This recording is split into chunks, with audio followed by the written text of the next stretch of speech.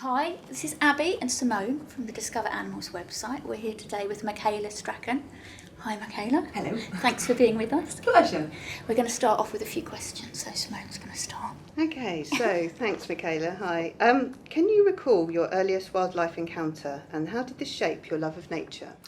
I think it was probably when I was 12 and we went on holiday to Kenya and we spent some days in the Masai Mara. And we went to a place called Treetops, although that's not in the Masai Mara, but we did two sort of mini safaris. And I think that was when I really woke up to the fact that this was amazing, you know, to be in Africa and to be sitting on the roof of a vehicle while you're driving along looking at wildlife. And of course, in those days, I mean, I'm 53, so that would have been 70 something. You know, it wasn't such a common holiday to do, so it was quite exotic. Yeah. And yeah, it just really opened my eyes to how amazing wildlife was. That was your trigger, you think? I think so. Yeah. I mean, I have to say, I trained in musical theatre. So that's what I trained to do. I trained to be a dancer and a singer and an actress. So I sort of then fell into wildlife presenting. So I don't come from a zoology or biology background. So I've always sort of tried to keep saying to people that I'm not an expert. Yeah. You know, I'm a wildlife enthusiast. Yes. That has come into it later in life. But I think from 12 years old, that definitely triggered an interest. And I remember reading the Born Free books and just wanting to be Joy Adamson. Yeah. And live in the bush with all these wild animals. So, you know, I haven't quite got to that stage, but I've got near that stage. The Really Wild Show, the first. No, it was actually a Wildlife programme something called OWL TV, which stood for Outdoors and Wildlife, and that went out on ITV and Channel 4. But it was mainly kids that presented the pieces, and I linked it all together. So, you know, my knowledge in those days was we'd go off to a zoo, we'd look at the board in front of the animals and quickly think up a link, you know, oh, Borneo, orangutans, okay. Oh, hello, these are orangutans, they come from Borneo. You know, so our knowledge was not great, me and the team that I was filming with, but all we had to do was links at the time. So as the years have gone on, I've obviously gained a lot more experience and a lot more knowledge, and with that, I've become a lot more passionate. Oh, great, yeah. We're enjoying Spring Watch. I have done the garden watch. Oh, good, excellent, good The for worm you. thing with my eldest son who's 6, but he's been ill this week, but I'm going to try and do that next week. Excellent news. But we just wondered what your favourite moment so far of this series. Do you know, I always find it difficult to say because we're 2 weeks in, and I think after you've done 3 weeks, you can pick a favourite. But I think now, up to now, the goshawk nest. I mean, goshawks, I do like big, sexy birds, I have to say. So, you know, being able to see goshawks with chicks, you know, in a nest with cameras on is amazing. Same with the golden eagles, amazing. But if we're talking about our live nests that we've got, I think the most interesting one is probably, for me, is the woodpecker nest. Because we've never had woodpeckers on the show before. And it's, you know, quite an incredible view. I mean, when would you ever be able to see inside the tree? You know, we've done nest boxes for years, and they're always interesting, but, you know, we're quite familiar with blue tits in a nest box now. Even the goldeneye, gorgeous as it is, we're familiar with that. But to have a camera in a nest box, in a nest with woodpeckers in, and to see them, I mean, just yesterday we were watching them. They're still half blind, and they're climbing up the side of the nest. So they're climbing up the inside of the tree, if you know what I mean. And it's just fascinating to watch. And we were saying they make this noise. They keep making a noise. Yeah. And I mean, I would have thought that's a very negative thing for a chick to do. Constantly making a noise, drawing attention, and also what a waste of energy. You know, it's fine chirping when the adult comes in, but to make that noise all the time. Yeah. And in the past, we have seen a stoat go in and predate them. I mean, not when we've had a camera inside, but a cameraman has been filming the nest from the outside. So, you know, they are predated, and it's really not a great idea. I feel like going and saying, shush, if you want to live, shush. Because I watched the other day when the fawn, or is it the kid? It's a kid, yeah. But the way they hide in the undergrowth, I found fascinating. 'Cause I didn't realise that. So they're in the underground, undergrowth for 20, 23 hours a day when they're Which I little. hadn't realised. Yeah. That's a long time. It's interesting. Do you have any wildlife projects, campaigns or charities that you're really passionate about? I think most of the ones I'm passionate about are ones that I've worked with. So, for instance, I live in South Africa, and I did a series on the African penguin and worked with a charity called Sankob, which is a seabird rescue centre. And they do a project where they take in late-born chicks and they rehabilitate them and they put them back in the wild to bolster the number of penguins. And the late-born ones often don't survive because the adults by that stage have started to molt. And so if they're molting, they can't fish, and the late-borns perish. And so because penguin numbers have dropped so dramatically, African penguin numbers have dropped so dramatically, it's important to bolster the population while they try and think of what else they can do to try and save the African penguin, which they are doing. They're trying to create a new colony, which is very difficult. It's a long story, but that's what they're trying to do. And other ones I've worked with are Animals Asia, and we did years ago on Really Wild Show, we did a thing on the bear bile industry in China where they farm bears for their bile. So I'm passionate about that. Elephants in the orphanage in Kenya, the David Sheldrick Wildlife Trust. Obviously that's close to my heart as well. So as I say, it tends to be the ones that I've worked with and got to know the people, and it's the people as well that I've got so much admiration for. Again, we went to Cameroon once and we did an orphanage there for chimps and gorillas, and that people give up so much of their lives to look after these animals. And I think people think it's terribly glamorous. Let's go and look after little baby gorillas and chimps in Cameroon. But oh my goodness, it's hard work.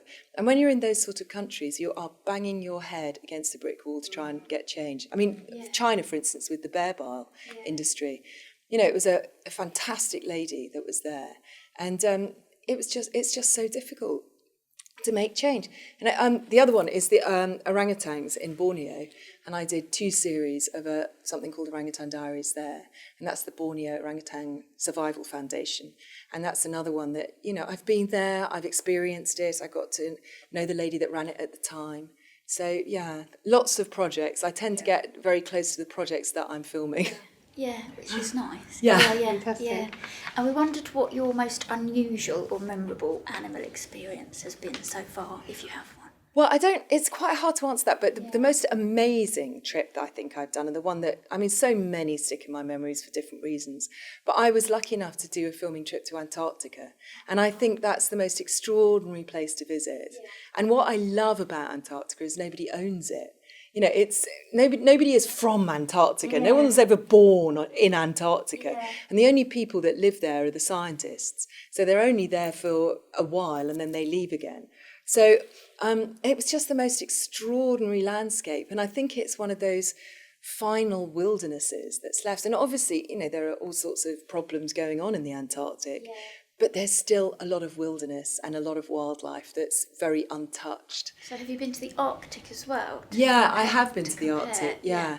The Arctic is more accessible to tourism, whereas the Antarctic isn't. Yeah. I know lots of people do go to the Antarctic, but it's not common. It's not like your average holiday, is it? Whereas the Arctic, as I say, is more accessible. Not obviously to the pole, but to go within the Arctic Circle and see wildlife. But that was also extraordinary. Yeah. We did polar bears, and that's absolutely amazing. Yeah, that must be. Yeah. How close did you get? Too close, actually. Oh, really? Well, no, sadly, we was going, again, it was a long time ago for the Really Wild Show, and we were in a place where the polar bears, they built a town, Churchill, in their migration path. And so they some of them go through the town and then they start raiding the rubbish and then it becomes a problem. So they often dart them and then they pick them up in a net underneath a helicopter and take them back out onto the tundra. Okay. So we got right close to it. Yeah. And I've also done another one for a programme called Michaela's Wild Challenge years ago, where we had to dart a polar bear from the air and do lots of scientific tests on it. And we'd have to take a skin sample and blood samples and all sorts of things. And so again, I was right next to this polar bear, which was extraordinary because they're one of the few animals that actively will hunt humans. So to be right next to it, kind of hoping it won't wake up while you're there. So dangerous. Yeah. This is quite difficult to answer because it's, if you could bring an extinct animal back to life, which one would it be and why? Well, there is bring one. Them all back. No, but there is one because it's particularly poignant to me, and it's the northern white rhino. And the northern white rhino became extinct, well, practically extinct, very recently. And the last male was called Sudan, and he died, and to be honest, I can't remember, I think it was last year sometime. And there are females left, but there's no males left that they know of.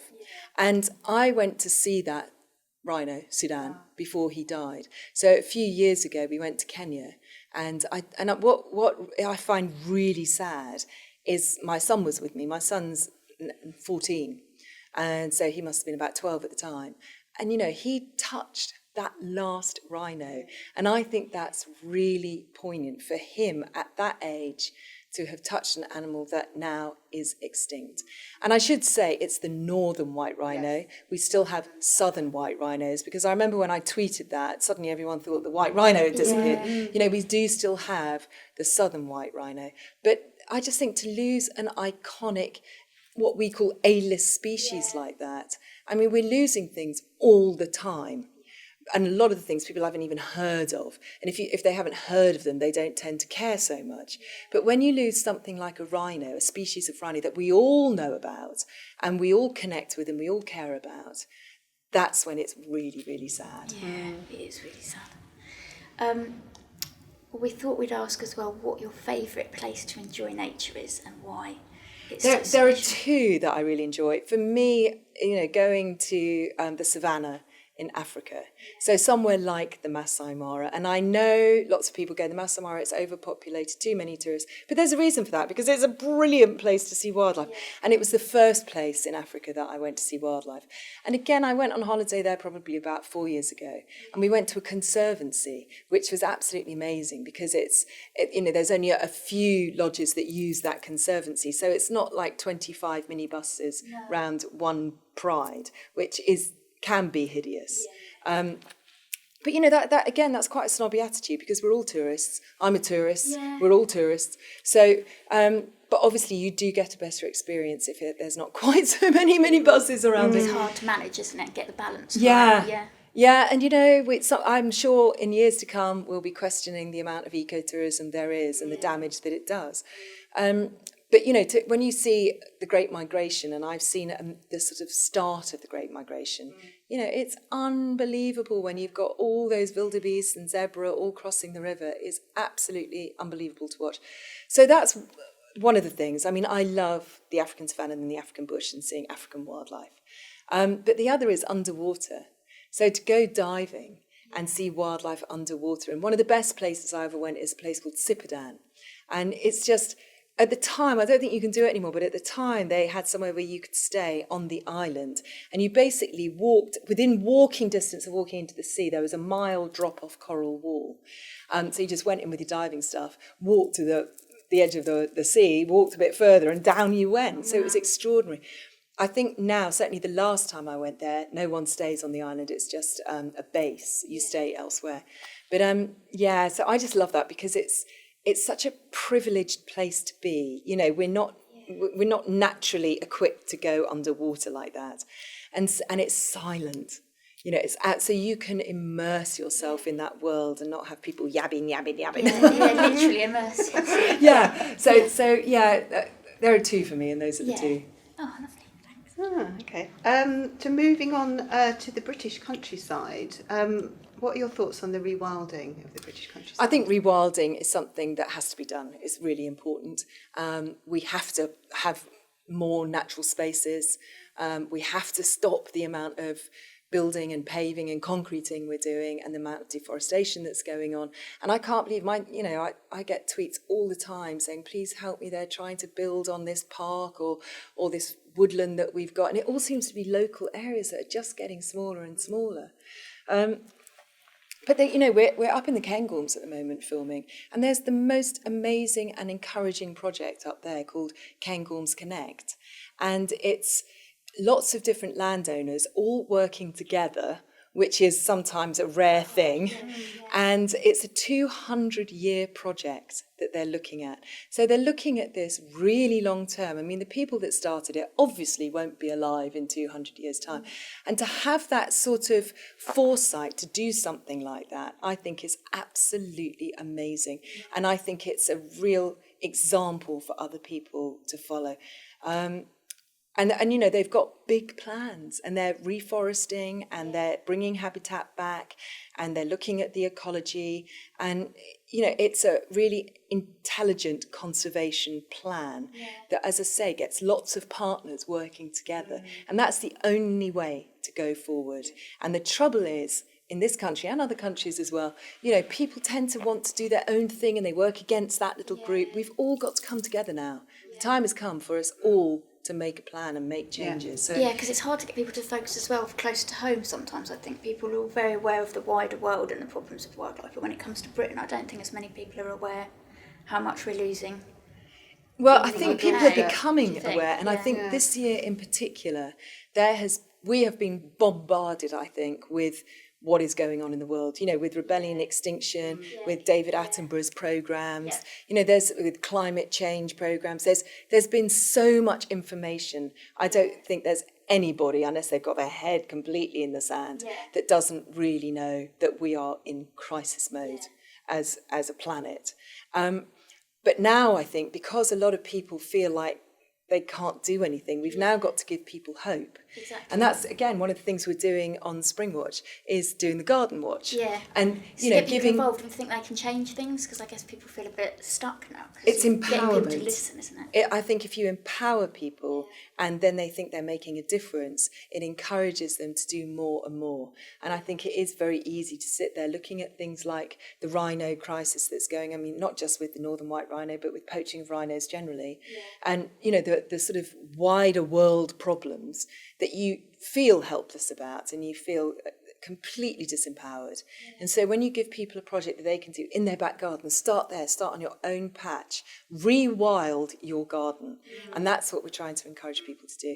And if they can see the difference, I mean, again, on the series, we've shown a lady that has rewilded a garden. She bought a new house. Yes, I saw that one, Kate Bradbury. It was in she's amazing. Portslade, wasn't it? Yeah. And, you know, she's rewilded her garden, and already she can see the benefits of it.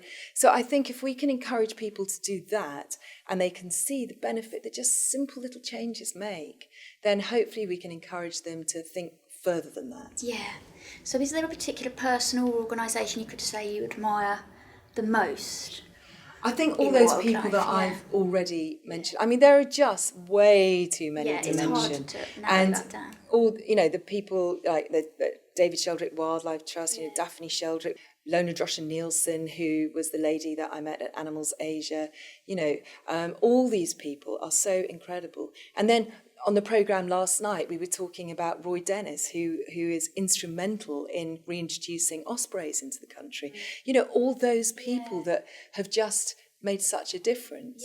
I mean, at the moment, I work with him, Chris Packham, but I hugely admire him because he doesn't just present wildlife programmes, he campaigns and he makes a difference and he makes enemies and he doesn't care, he ploughs forward.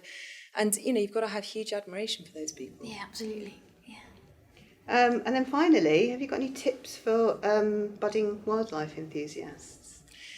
I think it's connecting with wildlife, connecting with the outdoors. And I think, again, on the programme, we had this amazing boy called Xander, who's a 12-year-old who is passionate about insects. And watching people like him give you real hope, because so many kids are disconnected from the outdoors and from wildlife these days. I mean, we all know, all us mums know, it's a battle between the screen time and getting them outdoors. And so I think it does rely on us as parents to encourage them to go out, to encourage them to look at wildlife, to get involved in nature. And it is a battle. I mean, for a lot of people, it is a battle, but we have to keep fighting that battle because, I think it's really, really important not to disconnect. I mean, not just for wildlife's sake, but for our sake as well. I mean, we've proved now that connecting with wildlife benefits your well-being and your mental health. So it's a two-way thing. You know, we need to connect with nature for ourselves and for nature's sake. So I think it's just learn as much as you can and get passionate. And I think the more you learn, the more you love, the more you want to save something. Yeah, absolutely. Thank you. Thank you very much. Pleasure. Stay wild.